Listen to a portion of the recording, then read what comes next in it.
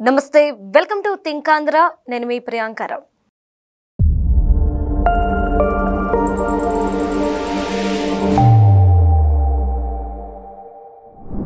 రీసెంట్గా నిన్నటి నుండి ఒక వీడియో సోషల్ మీడియాలో బాగా తిరుగుతుంది. జగన్మోహన్ రెడ్డి గారు ఒక సమావేశానికి వెళ్ళినప్పుడు ఆయన కళ్ళెదురుగానే ప్రైవేట్ సెక్యూరిటీ కార్యకర్తల్ని క్యాడర్ని కొడుతుంటుంటే జగన్మోహన్ రెడ్డి గారు చిరునవ్వు చిందిస్తూ అందరికీ నమస్కరించుకుంటూ వెళ్తున్నారు, కానీ ఆపే ప్రయత్నం చేయలేదు.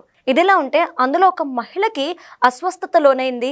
ఆ మహిళ అక్కడే కుప్పకూలిపోయిన సిచ్యువేషన్ కూడా ఈరోజు మనం చూస్తున్నాం. ఇంత జరుగుతున్నా జగన్మోహన్ రెడ్డి గారు ఎందుకు స్పందించలేదు? క్యాడర్ని చిన్న చూపు చూస్తున్నారా, పట్టించుకోవట్లేదా అనే అనుమానాలు వ్యక్తమవుతున్నాయి.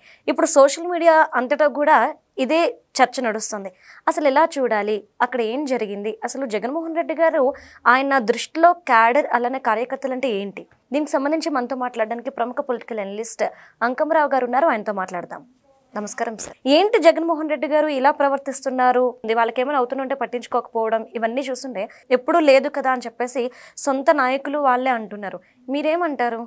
అధికారం కోల్పోయిన తర్వాత నేను కార్యకర్తలను పట్టించుకునే మాట వాస్తవమే.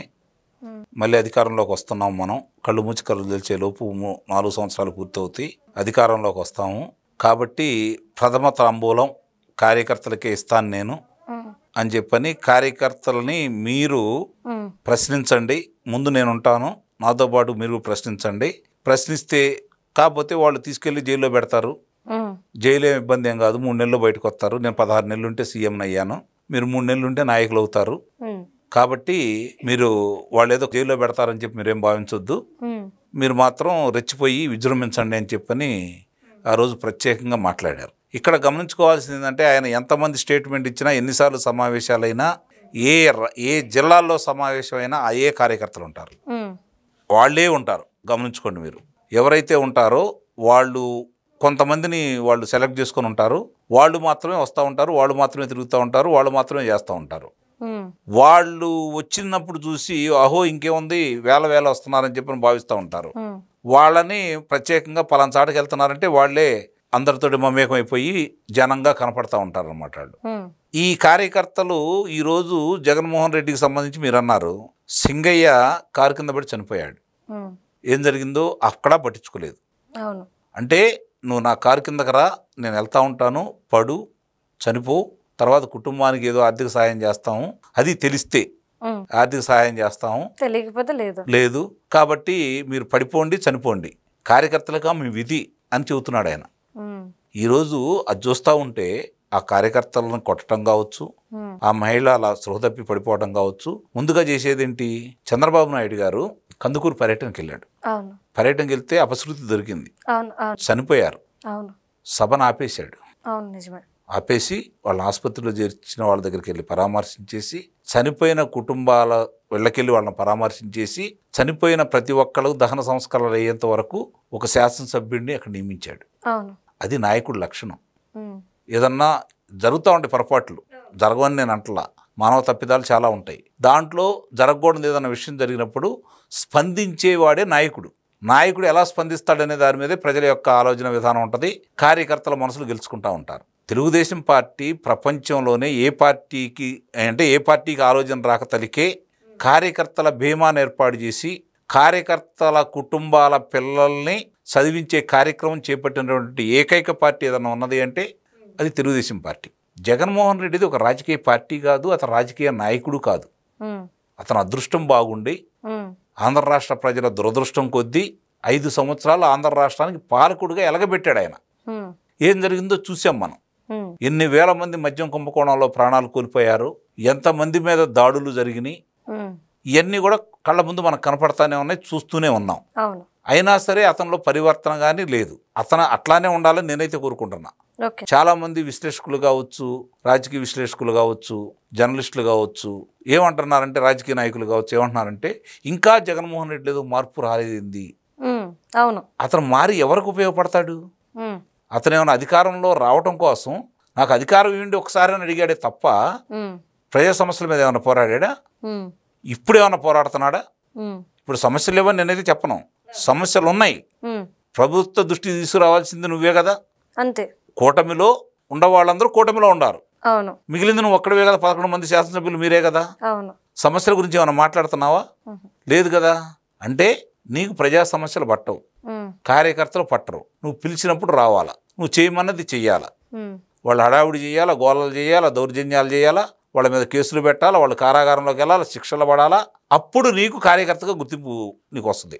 ఇవేం జరగకపోతే ఆయన వైసీపీ వాళ్ళ కార్యకర్త కాదు. ఇవేం జరగకపోతే కార్యకర్త కాదు. ఇంకా లేదంటే నీకు ఇంకా గుర్తింపు కావాలి అంటే మొన్న బంగారుపాళెంలో లాగా మామిడికాయలు రోడ్డు మీద వేసి తొక్కిచ్చే కార్యక్రమం అన్నా చేపట్టాల. రేపొద్దున టమాటాలు కావచ్చు, ఇంకోటి కావచ్చు. లేదంటే గుంటూరు మిర్చి యార్డ్లోకి ఆయనతో పాటు వచ్చి మిర్చి బత్తాలు ఎత్తుకెళ్ళారు చూడండి, అలాంటి వాళ్ళన్నా కావాలా. లేకపోతే తెనాలిలో అసాంఘిక శక్తులుగా మారి గాంజా సేవించేసి హత్యలు చేసేవాళ్ళన్నా కావాలా. లేకపోతే బెట్టింగుల్లో ఎదుటాల డబ్బులు తీసేసుకొని ఆత్మహత్య చేసుకున్న వ్యక్తులన్నా కావాలా. ఇలాంటి వాళ్ళని కార్యకర్తలుగా గుర్తిస్తాడు. నిజంగా పార్టీ కోసం పనిచేసిన వాళ్ళు, పార్టీ గెలవాలనుకున్న వాళ్ళు, అధికారం రావాలని కోసి అన్నదండగా ఉన్నవాళ్ళు, వాళ్ళు అసలు ఇంకేం పనికిరారు. అంతకుముందు ప్రభుత్వంలో ఉండగా కూడా ప్రతి రూపాయిలో 99 పైసలు నాకే రావాలని కోరుకున్నాడే తప్ప ఈ దోపిడీకి కూడా అప్పుడు కూడా వేరే వాళ్ళకి అవకాశం లేదు. అతను ఎంబటి ఉన్న పెద్ద పెద్ద వాళ్ళకి మాత్రం అవకాశం ఇచ్చాడు. ఇప్పుడు ఒక్కొక్కళ్ళన్నీ బయటకు వస్తున్నాయి కదా. చీమల పట్టలు పగిలితే చీమలు తలాదారి చూసుకున్నట్టు ఇప్పుడు అవన్నీ బయటకు వస్తూ ఉండి ఒక్కోళ్ళు ఏ విధంగా ఆస్తులు సంపాదించుకున్నారు, బినామీలుగా ఎంత పెట్టేశారు, ఎన్ని వేల ఎకరాలు కొన్నారు, అన్ని విషయాలు బయటకు వస్తున్నాయి కదా. అలాంటి వాళ్ళు కావాలి అతనికి. ఎందుకంటే అతను ఏ విధంగా దోచుకోవచ్చు వాళ్ళు చెప్పాలా, ఆ దోచుకున్న సొమ్ముని ఎలా వైట్ చేయించవచ్చు వాళ్ళు చెప్పాలా. కానీ అంటే సార్ ఇప్పుడు జగన్మోహన్ రెడ్డి గారు అంటున్నారు, నిజమే మీరు ఇంతకు ముందు ప్రస్తావించారు, నేను కార్యకర్తల్ని క్యాడర్ని పట్టించుకోలేదు. ఇంకొక కార్యకర్త ఉన్నాడు, చాలా ముఖ్యమైన కార్యకర్త ఉన్నాడు, కోడికత్తి శ్రీను అని. పాపం జనపల్లి శ్రీని కోడికత్తి శ్రీని చేశారు. అవును అవును 5 సంవత్సరాల పైన కారాగారంలో ఉన్నాడు. ఎలక్షన్కి ముందు అంటే 2019 ఎలక్షన్కి ముందు, 2000 ఎన్నికల ముందున్నాడు, బెయిల్ మీద బయటకు వచ్చాడు. అవును. అతను చేసిన నేరం ఏంటి? నీ మీద అభిమానంతో సింపతిని క్రియేట్ చేయించేసి నీ గెలుపుకోవడం కోసం అతను బలవడానికి సిద్ధపడ్డాడు. అతని గురించి అధికారంలోకి వచ్చిన తర్వాత ఏమైనా పట్టించుకున్నాడా? కాబట్టి కార్యకర్త అతనికి అవసరం లేదు. ఏమన్నాడు? నన్ను చూసి గెలుస్తారు, నా బొమ్మ చూసి గెలిపిస్తారు, మీతో ఏం పని శాసనసభ్యులు అన్నాడు. కార్యకర్తలతో పని ఏంటని చెప్పని వాలంటీర్లు పెట్టుకున్నాడు. అధికారులు వాలంటీర్లు నేనుంటే చాలనుకున్నాడు. శాసనసభ్యులు అక్కర్లేదు, కార్యకర్తలే అక్కర్లేదు అనుకున్నాడు. మరి అలాంటి వ్యక్తి, అతనికి అనంతబాబు లాంటి వ్యక్తి కావాలి, అనంతబాబు లాంటి వ్యక్తులు కావాలి, లేకపోతే పేరు నాని లాంటి వ్యక్తులు కావాలి, కానీ కార్యకర్తలు అక్కర్లేదు. అంటే మీరు కోడికత్తి సీను గురించి మాట్లాడుతుంటే గులకరాయి ఇన్సిడెంట్ కూడా, గులకరాయి కాదమ్మా, పడికి బెల్లం మొక్క. అది మామూలుగా దండేస్తుంటే ఆ తీగ గీసుకుపోయింది, అదే జరిగి ఉండాల. గులకరాయి అయితే మామూలుగా ఆయుధంలాగా భావిస్తారు కదా దాన్ని పోలీసులు గుర్తించాలి కదా. మరి అంతమంది ఎదురుగా నీకు 690 మంది నీకు చుట్టూ ఉన్నారు, వాళ్ళని దాటి ఎట్లా వెళ్ళిద్ది అది? మరి ఎందుకు కనపడలేదు ఆ రాయి? పడికి బెల్లం ముక్కన్న అయి ఉండాలా. తగలంగులో నోటు వేసుకుని ఉంటాడు, ఆయనకు తగిలి, ఆయన పక్క నుంచి శ్రీనివాసుకు తగిలి, ఆ పక్క నుంచి ఇంకోసారికి వచ్చేసి, అంటే అదేమన్నా ముందుగా అన్నీ రెడీ చేసి పెట్టుకున్నట్టుగా చేశారు తప్ప మామూలుగా గులకరాయికే అంత అడావిడిపడి ఆయన పులివెందుల పులి ఎట్టగా అయ్యాడో నాకైతే అర్థం కాదు. నిన్ను చంపాలనుకుంటారా? గులకరాయి చంపాలనుకుంటారా? దాని మీద అతని శిక్షల ఆ పిల్లలకి కాబట్టే జనం నిన్ను శిక్షించారు. అర్థమైపోయింది జనానికి 5 సంవత్సరాల్లో జగన్మోహన్ రెడ్డి ఏం చేస్తాడు, ఏం చేయగలడో క్షుణ్ణంగా వాళ్ళకి అర్థమైపోయింది. జరిగిన పొరపాటు ఏందో అర్థమైపోయింది. కాబట్టి ఇది కూడా గెలిచిన మిగిలిన స్థానాల్లో కూడా కూటమిలో చిన్న చిన్న పొరపాట్ల వల్ల ఆ స్థాయికి వచ్చారే తప్ప దాని మీద కూడా ప్రత్యేక దృష్టి పెట్టుకుంటే గెలిచే పరిస్థితి అయితే ఉండేది కాదు. పులివెందల్లో కూడా సరిగ్గా గనక, అంటే ప్రభుత్వం అప్పుడు వాళ్ళు ఉంది కాబట్టి ఏం చేయలేకపోయారు వీళ్ళు. రేపు చూద్దాం మళ్ళీ ఎన్నికల్లో ఆయన సత్తా ఏంటో బయటపడింది, నిన్న బయటపడింది కదా. కాబట్టి ఆ సత్తా ఏంటో రేపు తర్వాత చూడొచ్చు. అంటే కార్యకర్తల్ని చూసుకుంటాను అన్నమాట, కార్యకర్తల్ని నమ్మొద్దు అంటే నీటి మీద రాత, నీటి మీద రాత, లేదా గోడ మీద రాస్తారు రేపు పొద్దున్నే అని చెప్పని, రేపు అని చెప్పని. ఎప్పుడు చూసినా రేపే కదా. అవును, ఆ చెరపక్కర్లా ఇంకా అట్లానే ఉంటుంది. ఇప్పుడు అతను కావచ్చు, వాళ్ళ నాయకులు కావచ్చు, ఏ విధంగా మాట్లాడుతున్నారో మనం చూస్తున్నాం. ఎంతమంది కార్యకర్తలు ఈరోజు బలైపోతున్నారో కూడా చూస్తూనే ఉన్నాం. ఇప్పుడు వాళ్ళకి దిక్కు చూడని పరిస్థితి. ఎందుకంటే వాళ్ళ అధికారాన్ని చూసి విర్రవీగిన వాళ్ళు ఊళ్ళల్లో చేసుకున్న అరాచకాన్ని దృష్టిలో పెట్టుకొని ఎప్పుడు దొరుకుతారా వాళ్ళని చెప్పి ఎదురు చూస్తూ ఉన్నారు ఈ కూటమి ప్రభుత్వంలో ఉన్నటువంటి కార్యకర్తలు. అంటే ఈరోజు ఒక న్యూస్ చూశాను సార్, రాజశేఖర్ రెడ్డి గారు ఆయన కుటుంబ సభ్యులకు కానివ్వండి, లేదంటే ఆయన కార్యకర్తలకి, ఆయన నాయకులకి, తన వాళ్ళకి ఫస్ట్ ప్రయారిటీ ఇచ్చేవారు అధికారం ఉన్నప్పుడు అని చెప్పి. కానీ దానికి పూర్తి వ్యతిరేకంగా జగన్మోహన్ రెడ్డి గారు ఉన్నారు అని చెప్పేసి ఒక వార్త చూశాను. ఏకీభవిస్తున్నారా? రాజశేఖర రెడ్డి చేసినటువంటి గొప్ప తెలివిగల పని ఏంటంటే కార్యకర్తలకి పైసా ఇచ్చి 999 పైసలు కొడుకు దోసిపెట్టాడు. అంటే ఎక్కడో ఒకళ్ళ సెలెక్టెడ్ వాళ్ళకి అవకాశం ఇచ్చేసి అది ప్రచారం అయ్యేటట్టు చూసుకొని రాష్ట్ర సంపదను దోసుకునేది ప్రజలు గుర్తించకుండా చేశాడు. అదే కదా జరిగింది.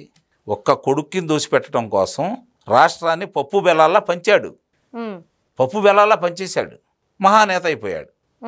అందుకని అతను బొమ్మ పెట్టుకోవడానికి ప్రయత్నం చేశారు. బొమ్మ పెట్టుకున్నారు, అధికారంలోకి వచ్చారు. ఇక అతనితో పని లేదు, నన్ను చూసి గెలిపించారు అనుకుని బొమ్మను తీసేశారు. ఇప్పుడు మళ్ళీ తండ్రి జపం మొదలు పెడుతున్నాడు. అంటే ఎప్పుడు ఎవరో ఒకరి మీద ఆధారపడటమే తప్ప తన స్వశక్తి మీద అతను నమ్మకం లేదు జగన్కి. ఇప్పుడు పూర్తిగా ప్రజలకి నమ్మకం పోయింది. కాబట్టి అతని గురించి ఇంకా ప్రజలు ఆలోచిస్తారని అయితే నేను భావించను. Okay, right. Thank you so much sir.